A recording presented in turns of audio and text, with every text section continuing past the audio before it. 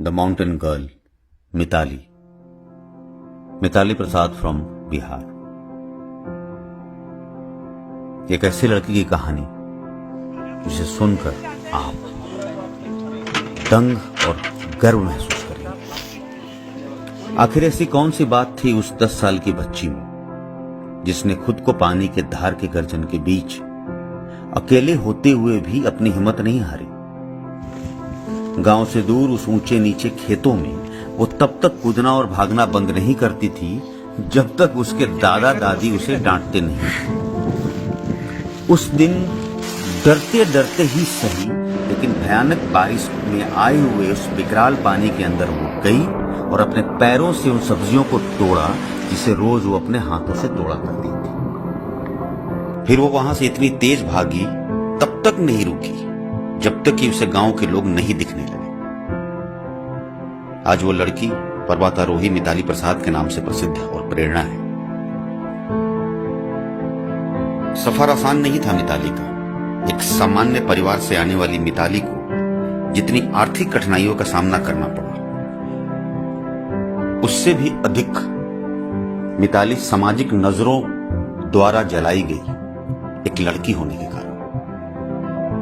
2010 में मिताली कराटे से अंतर्राष्ट्रीय खिलाड़ी बनकर लोगों के नजरों के जलन को उसने प्यार और सम्मान में बदल दिया।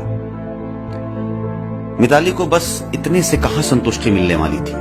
उसने 2012 में एनसीसी ज्वाइन किया और केवल वैसे ही ट्रेनिंग को चुनी जो सबसे कठिन होती थी।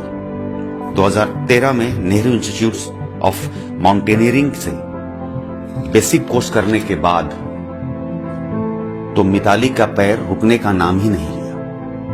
पैरा जंपिंग जैसे बेहोश करने वाली ट्रेनिंग के दौरान भी वो हवा से बातें करती और खूब मस्त। आज उसने डर को तो ऐसे जीत लिया है कि विश्व के ऊंचे ऊंचे दुर्गम पर्वत भी उसके दोस्त बन गए। मिताली ने दक्षिण अमेरिका की सबसे ऊंची चोटी माउंट एकांकगुआ, जिसे दूसरे एवरेस्ट के नाम से भी जाना जाता है, माउंट एकांकगुआ पर अकेली चढ़ाई कर फतह हासिल करने वाली भारत की पहली लड़की होने का गौरव हासिल कर इतिहास रच डाली। अपने आप को 6 साल लगातार पर्वतारोहण के क्षेत्र में तपाने के बाद मिताली ने अपना पहला एक्सपीडिशन किलिमांजारो के लिए प्लान किया, जो अफ्रीका महाद्वीप की सबसे ऊंची चोटी है।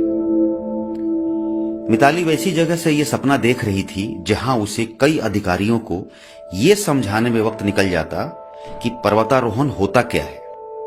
मिताली की कहानियों को बड़े दिलचस्पी के साथ सुनते और बीच बीच में तारीफों की पुल भी बांधते, लेकिन आखिर में यही कहते कि हमारे पास उसके लिए कोई फंड नहीं है। इसके साथ ही मिताली उनके एक प्रश्न के साथ वापस लौटती थी हमेशा कि आखिर पहाड़ चढ़कर तुम क्या कर लोगी।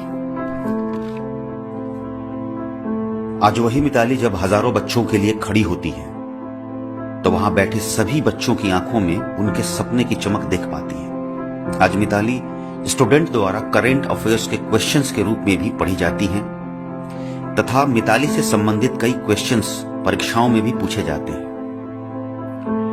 पटना विश्वविद्यालय से खेल क्षेत्र में स्पॉन्सरशिप लेने वाली पहली स्टूडेंट भी बनी और इस तरीके से मिताली ने पटना में विद्यालय के सभी स्टूडेंट्स के लिए एक रास्ता बनाया, एक सुनहरा अवसर प्रदान किया। आज मिताली पटना विश्वविद्यालय और बिहार की आइकॉन के रूप में पहचानी और जानी जाती है। देश के कई अन्य विश्वविद्यालयों तथा विशेष रूप से मिताली प्रसाद निःशुल्क मोटिवेशनल स्पीकर के रूप में कार्य कर रही है।